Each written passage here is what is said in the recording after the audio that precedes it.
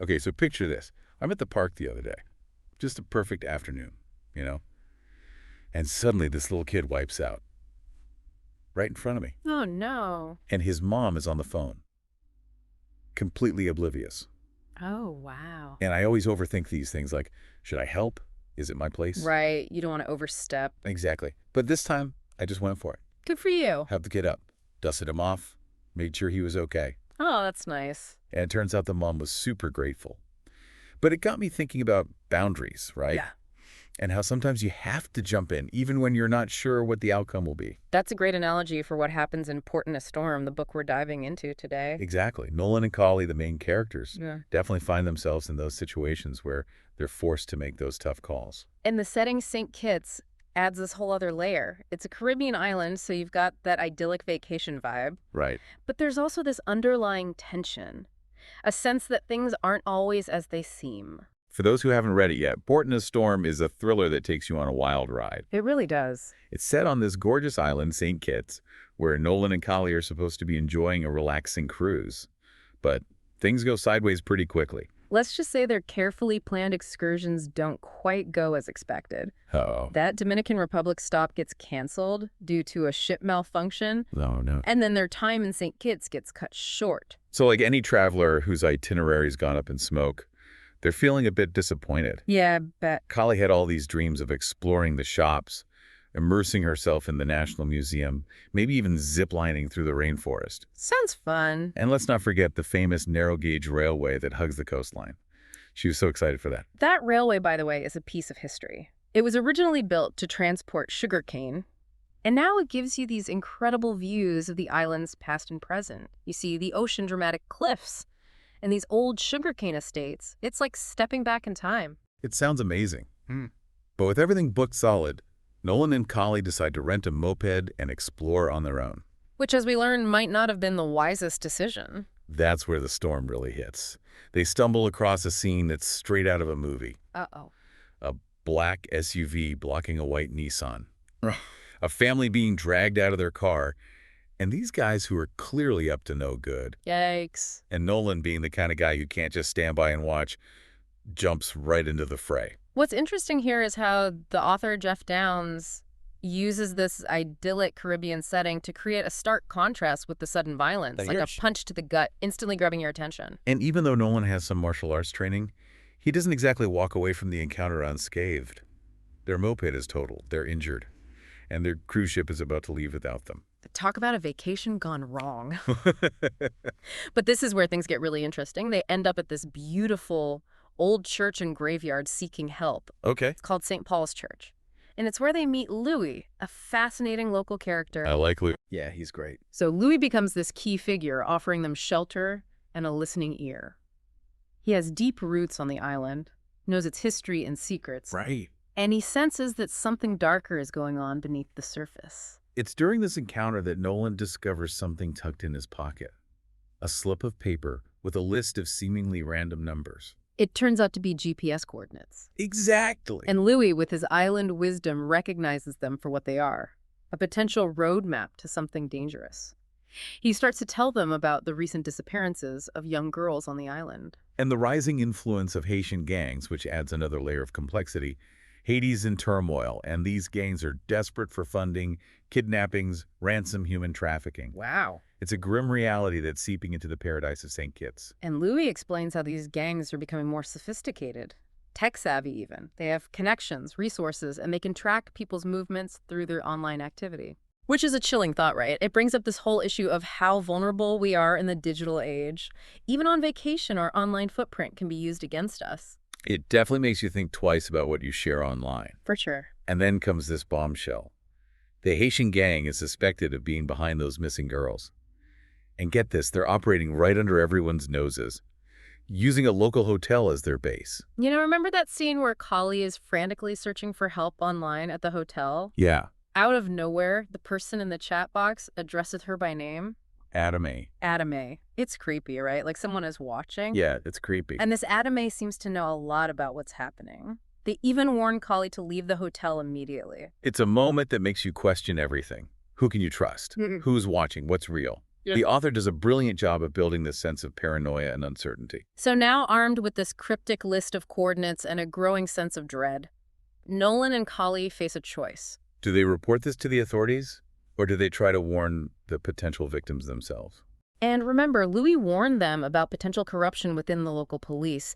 He tells them to trust their instincts. They're in a foreign country.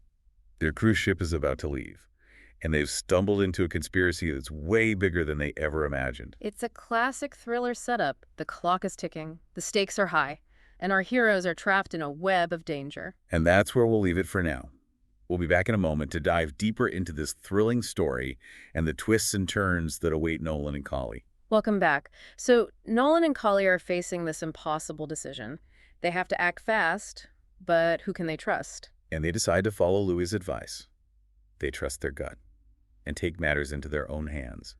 It becomes this race against time to warn the families on that cryptic list before it's too late. Their first stop is this house near an elementary school, a location that felt eerily familiar to Kali after their close call earlier that day. Right, it's the home of Lenore and Avani, the mother and daughter who had stopped them for directions earlier. And here's where the author starts to weave in these beautiful details about life on St. Kitts. We get a glimpse into the everyday struggles and resilience of the island's residents. Lenore shares her story about losing her husband and trying to rebuild their lives. And Avani, her daughter, is deaf and communicates through sign language. It adds such depth to their characters. It does. It highlights the challenges and triumphs of living with a disability. And just when you think things can't get more intense, the gang shows up. Talk about a heart-stopping moment. Nolan, despite his injuries, fights back with everything he's got. And Kali shows incredible courage protecting Avani and using her own martial arts skills to hold off one of the attackers. It's a terrifying scene, but also empowering. You see these ordinary people pushed to their limits, fighting to protect the innocent. But in the chaos, Louis disappears. And Nolan and Kali are left wondering if they can really trust anyone. The author is so good at building that sense of paranoia and uncertainty. You start questioning everyone's motives. Absolutely. Oh. But with 2 more families to warn and time running out, they have to keep moving. And this is where the story takes another unexpected turn. Remember Lenore's sons, Lamont and Raheem, the cricket enthusiasts? Oh yeah, they become these unlikely allies. They use their knowledge of the island and their own resourcefulness to help Nolan and Kali. It's a great example of how even in the darkest moments, humanity and compassion can shine through. And together, this ragtag team embarks on this dangerous mission, racing from one location to the next, trying to stay one step ahead of the gang. What I found fascinating was how they had to improvise, using their wits and everyday objects to outmaneuver their pursuers. Like at Cheryl and Tiandra's house, they used Bruno, that old truck, to create a diversion. And who could forget that epic showdown at Jeremiah's farm, turning his sailboat into a roadblock and using his chickens as an alarm system. Talk about thinking outside the box. It was brilliant. And then Jeremiah's sons, the cricket champions, joined forces with Nolan and his crew. It became this David versus Goliath situation, with ordinary people rising to the occasion and showing extraordinary bravery. And amidst all this action and suspense, there's this underlying theme of faith and the presence of loved ones beyond the veil. Right. Remember Viola, Louise's daughter? And how she talked about her mother's belief in everyday angels, people who go out of their way to help others. It's a beautiful sentiment, and it made me reflect on Nolan and Kali's selflessness throughout the book. It does make you wonder if there's more to this world than we can see, and if perhaps we're never truly alone, even in the darkest times. And then there's the twist involving the police. Remember Louis' warning about corruption within the force? It turns out he was right.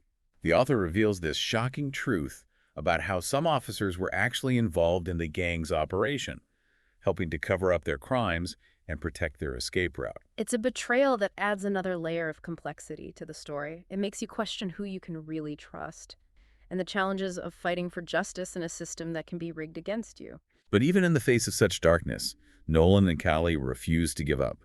They keep pushing forward, risking their own safety to protect those innocent lives. And ultimately, they play a crucial role in unraveling the gang's plot and bringing the missing girls home. It's a testament to their courage, their resilience, and their belief in doing what's right, even when it seems impossible. And then there's the emotional reunion with Viola, Louis' daughter. It was a twist I definitely didn't see coming. It's a moment that's both heartwarming and bittersweet.